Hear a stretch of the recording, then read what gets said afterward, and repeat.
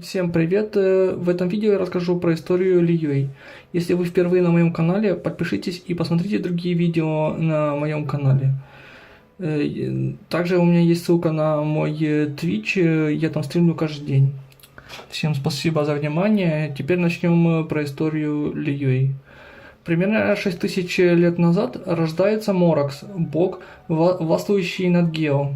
Неизвестно в какой момент Моракс спускается в регион Лиюэ, где он поднимает гору Тяньхэн, усмиряет моря и понижает приливы. Заоблачный предел был создан таким образом в неизвестный момент времени. Гуйджунь, богиня пыли, подружилась с Мораксом. В какой-то момент она и ее люди перемещаются к северу от горы Тяньхэ.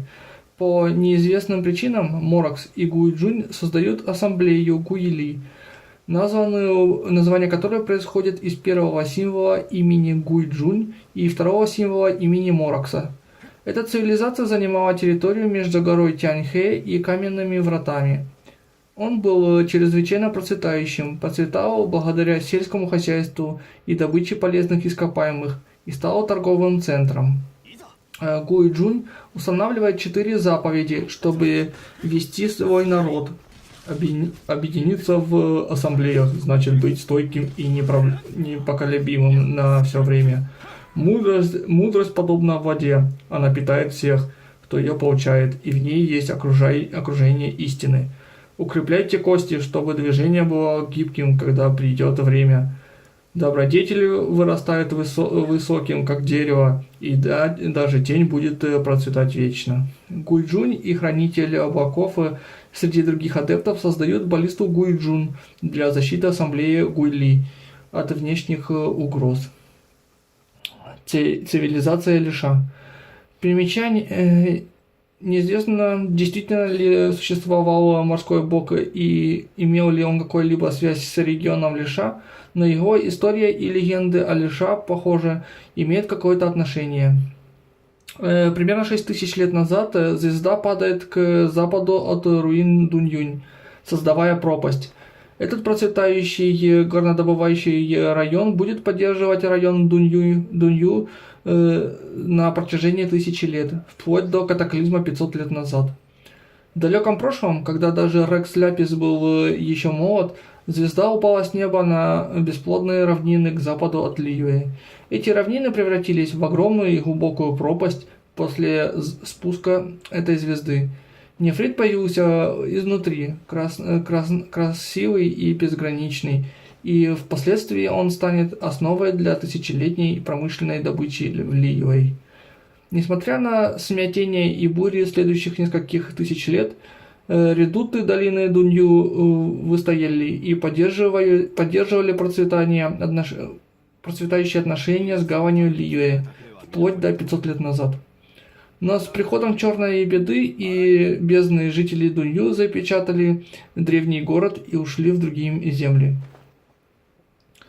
Ранние цивилизации в районе Лиша и Лиюэ, основанные в руинах Дунью, перевале Линцзю, бассейн Цинцю. В какой-то момент, либо во время войны архонтов, цивилизации у перевала Линцзю и пруда Цинцю были уничтожены и ушли под воду, возвратившись только после окончания войны архонтов. Легенды гласят, что эти руины появились еще до правления Гео-архонта над Лиюэ. Вся Лиша была покрыта водой во время войны архонтов, и тогда этот скалистый выступ был ничем иным, как маленьким островком, возвышающимся над поверхностью воды. После того, как мир был восстановлен, регион Лиша снова восстановился. Когда приливы отступили, обнажив древние здания, возведенные древним народом. Что Сарая сказала мне, это что эти руины были оставлены злым богом, чье имя было стерто из записей его людьми. Но в конце концов море уступило место лесам и полям. Своекорыстный бог был побежден, а крепости и храмы древнего города, когда-то построенного Божьим народом, рухнули. Так появился пруд Цинцю. Руины были затоплены до тех пор, пока долгая война архонтов наконец не подошла к концу, и появились на ландшафте, когда прилив утих. Морской бог, неизвестный момент времени, морской бог дает своему народу год без штормов и цунами в обмен на человеческую невесту. Спустя много поколений одна такая невеста, которой он позволил вернуться на поверхностный мир, вызывала разрушение своей деревни после того, как попросила помощь у бога моря, когда ее дочь должна была быть забрана у нее, чтобы быть предложенной в качестве его невесты. Морской бог выглядел действительно величественно, когда он сидел в центре сцены в своем гигантском моллюске, держа в руках поводья двух морских змей. Он стоял величественно, как гора Чанхэн, перед королевской каретой, пока их хозяин принимал дары жемчуга от деревенских старейшин и приветствовал свою новую невесту в карете. Взамен деревня получает благословение морского бога, год без бурь и цунами. Морской бог ответил на зов, поднявшись из вздымающихся волн, чтобы поприветствовать деревню, но его объятия были приливной волной, которая захлестнули деревни и унесла во сне жителей деревни и старейшин.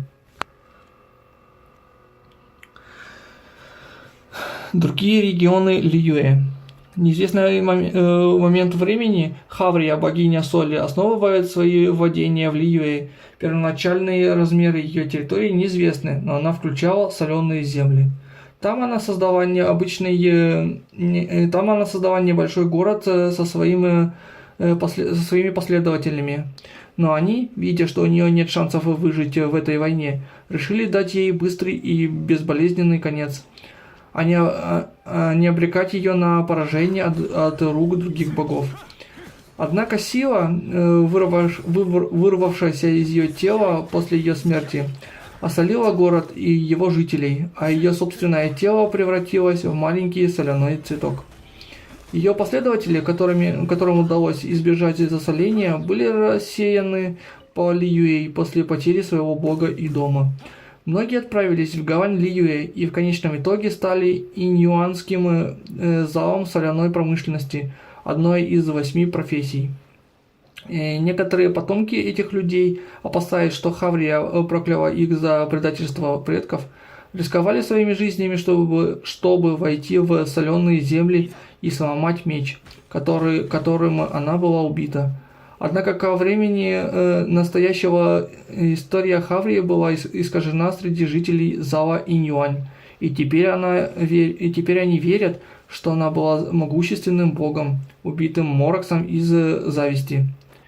Морокс побеждает многих богов и морских чудовищ в каменном лесу Гуньюнь, в том числе древнего бога Осиала, бросая массивные каменные копья, чтобы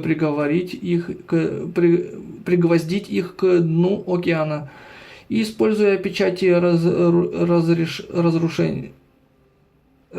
разрешения, чтобы запечатать их. Полученное каменное образование, если смотреть сверху, принимает общую форму его собственного символа Гео. 2000 лет назад Чи, на древнем языке Цинце, вьет гнездо в районе, ныне известном как гора Цинце, и захватывает регион.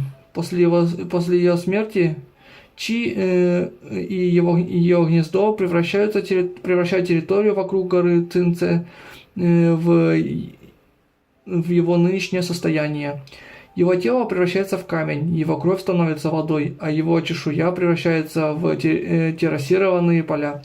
Однако даже после его смерти сила Чи просачивается в землю, создавая напитанные кровью деревья и подозрительные оранжевые камни на равнинах Бишуй, отравляющие местность. Чтобы подавить эту силу, Морок запечатывает его останки в 5 разных мест с помощью геопечатей и воды, чтобы предотвратить его возрождение. В то время люди использовали изображения для записи основных событий якобы потому, что письменность еще не была изобретена. В равнинах Гуили использовался письменный язык, хотя возможно, что Чи был побежден задолго до того, как печать, содержащая его, была создана. Сражаясь с другими богами и морскими чудовищами, Моракс использовал различные методы борьбы с ними. Наряду с массивными каменными копьями, столбами, он также призывал метеоры, геокита и каменные птиц. В период между двумя тысячами лет назад рождается Алатус, Сяо, настоящее имя которого пока неизвестно. Злой бог обнаруживает его слабость, использует ее, чтобы поработить его и заставить совершать жестокие и насильственные действия. Во время одной битвы в войне Архонтов они столкнулись с Мораксом, который побеждает злого бога и освобождает Алатуса, давая ему имя Сяо для его защиты. Впоследствии Сяо становится одним из якшей, чтобы выплатить свой долг Мораксу. Тела богов и монстров, побежденные Мораксом в ходе войны Архонтов, разложились и стали частью земли, в то время как духи богов утратили самоощущение и больше не были способны таить личную обиду. Однако их затяжная ненависть и обида все еще оставались, создавая миазмы, проклятия и монстров. Моракс призывал якшей адептов, чтобы те помогли ему подавить эти проявления злых богов. Они выполняли эту обязанность в течение нескольких тысяч лет, даже после окончания войны Архонтов. Однако ненависть, исходящая от демонов, запятнала их души, а в нескончаемых бойнях, в которых они участвовали, они накопили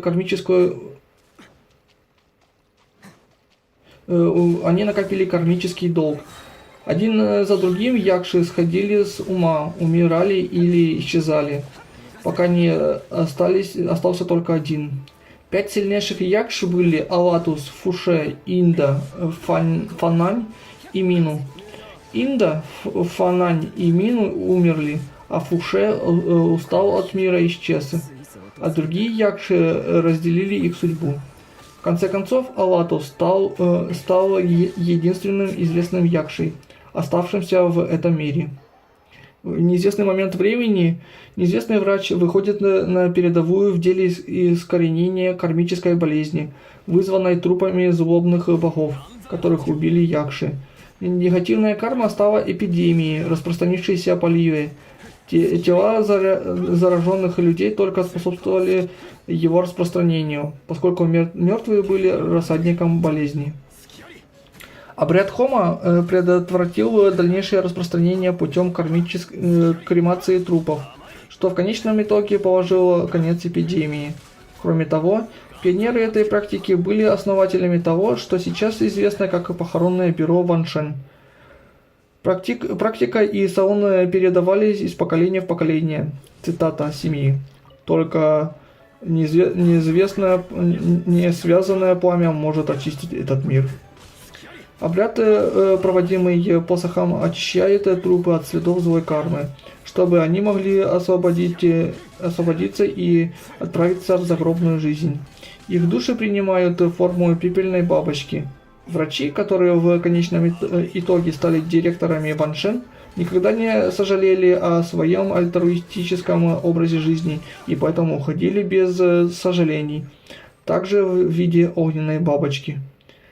Примерно 2000 лет назад, подавив всех других богов в своем регионе, Моракс становится геоархонтом, восстанавливая мир на земле, ныне известном как Ливе. Постархонская война между 2000 и 5000 лет назад. 2000 лет назад война архонтов подходит к концу, поскольку последнее божественное место в Селестии занято, что укрепляет позиции первоначальных членов Семерки. Побежденные боги, отказавшиеся жить под властью семерых, убежали на острова в Темном море, где стали злыми богами. Первая версия Семерки часто собиралась в гавани Ливии. 2000 лет назад некоторым адептам больше не нужна боевая доблесть, и они уединяются в заоблачном пределе. Другие просят Морокса превратить их смертные тела в камень, в результате чего вокруг людей появляются каменные фигуры. Основана организация Цисин, состоящая из 7 ведущих бизнесменов гавани Лиюэ. Гань Юй становится секретарем Цисин. Неизвестный период времени военные кочевники по имени Гухуа был известен всему Лиюэ. Его жизнь окутана тайной, но некоторые утверждают, что он был адептом и вознесся в Селестию в конце своего путешествия. После его вознесения близкие ему люди основали в его честь братство Гухуа. Однако через несколько сотен лет организация сократилась и превратилась в клан Гухуа. 3 марта неизвестный год Чичи родилась. Неизвестно в какой момент времени, во время одной из битв между адептами и демонами, собирательница трав Чичи столкнулась с сражавшимися и в результате оказалась в ловушке между жизнью и смертью. Ее желание жить даровало ей глаз Бога, которое адепты считали божественным благословением. Чтобы спасти ее жизнь, каждый отдал ей часть своей энергии адепта. Ее жизнь действительно была сохранена, но она превратилась в зомби. Ее смертный сосуд не мог справиться с силой адепта, и она сошла с ума. Чтобы подавить волнение, горный Созидатель заточил ее в янтарь, где она оставалась в течение нескольких сотен лет. Примерно 1000 лет назад Аждаха начинает забывать окружающих его, воспоминания размываются. Морокс пытается помочь ему исправить ухудшающуюся память, но ничего не работает. Он начинает становиться раздражительным, и он злится на всех по любой причине. 1000 лет назад жители Лиюэ добывают ресурсы в разломе. Чрезмерно эксплуатируя местность, это заставляет линии сотрясаться, причиняя больше страдания Аждахе, который поддерживается и питается их энергией. Боль в сочетании с его неспособностью узнавать своих близких приводит его в ярость, и он атакует разлом. Пытаясь остановить свои страдания, в процессе он разрушает поселение в долине Тяньцю. Благодаря совместным усилиям Морокса, Творец гор Владыка Ун и третьего неизвестного в настоящее время адепта, Аждаха запечатан в карманном измерении в Нантяньмен до катаклизма, примерно 500 лет назад. В неизвестный момент времени Морокс подписывает контракт, соглашаясь на разглашение того, что должно произойти во время катаклизма.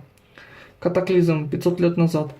Монстры из бездны вторгаются в надземный мир Тейвата, вызывая широкомасштабные разрушения. Жители Тейвата приписывают создание этих монстров великому грешнику Голду, также известному как хозяин и мать Альбеда Рейндотер. Королевство Каэнрия разрушено небесными принципами, что привело к падению династии Затмения и всей цивилизации. Жители города в руинах Дюньюнь покидают этот район из-за возникающего влияния бездны, и они превращаются в руины, то есть город в руины. Катаклизм между 500 и 100 лет назад. Примерно 500 лет назад в Лие катаклизм привел к возрождению боевых искусств, поскольку люди искали способ сражаться с монстрами, которые продолжали появляться даже после того, как непосредственная угроза монстров исчезла. Юнь Хуэй из семьи Юнь, клана кузнецов, объединил усилия с мастером Хань Ву, чтобы создать серию образцов оружия, теперь известных как прототип. Недавнее прошлое, примерно 100 лет назад. 50-40 лет назад дедушка Эмбер, известный лидер наемников из Лиюэ, становится жертвой катастрофического нападения монстров, в результате которого он остается единственным выжившим. После того, как его спас врач от врача-рыцарей Фавониуса, он решает переехать в Манштадт и сам стать членом ордена. Там он основывает скаутов, подразделение разведчиков-лучников, членов которого он лично обучал. Там же он заводит семью. Подразумевается, что дедушка Эмбер был авантюристом, в которого влюбилась бабушка Руоксин и пообещала жить с ним в деревне Цинце, который отправился в экспедицию только для того, чтобы исчезнуть. На доске объявления в деревне Цинце есть сообщение о неназванном бывшем крестьянине, который отправился в Манштадт, чтобы стать рыцарем, который недавно, на сегодняшний день, вернулся только для того, чтобы прятаться, хотя его манера использования ветряного планера, по-видимому, безошибочна. 40-20 лет назад Большой Джи попадает в аварию и умирает. Деревня на холме Уван переживает еще одно бедствие. И все жители деревни, включая маленького Ву, Мэн, Муму и Конгзи, покидают свой родной город и направляются в гавань Ливей. 20 лет назад, в последний раз фестиваль фонарей Минсянь был таким же большим, как сегодня. В неизвестный момент времени гостиница Ваншу построена в болоте Дихуа при поддержке Цисин, которая управляет Вер Голден и Хуаянь, чтобы оказывать тайную поддержку Сяо. Примерно 8-4 года назад дедушка Хутал, 75-й директор, умирает, когда ей было всего лишь 13 лет. Она становится 77-м директором похоронного бюро Ван Шен. Похороны ее дедушки, первые похороны, за которыми она наблюдает. Она получает свой глаз Бога после посещения холма Уван, чтобы увидеть, мирно ли он перешел в загробную жизнь. 4 года назад, после смерти Крепуса, дед Эмбер внезапно уходит из рыцарей Фавония, исчезает, что приводит к слухам о его дезертировании. Эмбер присоединяется к скаутам и в качестве стажера незадолго до этого и наблюдает, как дивизия разрушается из-за отсутствия ее лидера. Будучи преисполненной решимости оправдать репутацию своего деда и раскрыть тайну его исчезновения, Эмбер получает глаз Бога вскоре после того, как стал официальным скаутом. В какой-то момент после отъезда из Манштадта человек, соответствующего описанию, возвращается в деревню Цинце примерно через 40-50 лет после того, как он в последний раз посещал деревню. Примерно 4 года назад Чичи, все еще заключенная в янтаре, спустя сотни лет обнаружена и доставлена в похоронное бюро Ваншен для захоронения. Однако она все еще жива благодаря дарованной ей энергии адепта, и поскольку печать стерлась за сотни лет, ей удается сбежать посреди ночи. Она натыкается на Байджу, который решает нанять ее в аптеку Бубу из-за ее уникального характера. Всем большое спасибо за просмотр этого видео. Подписывайтесь на мой канал, посмотрите другие видео.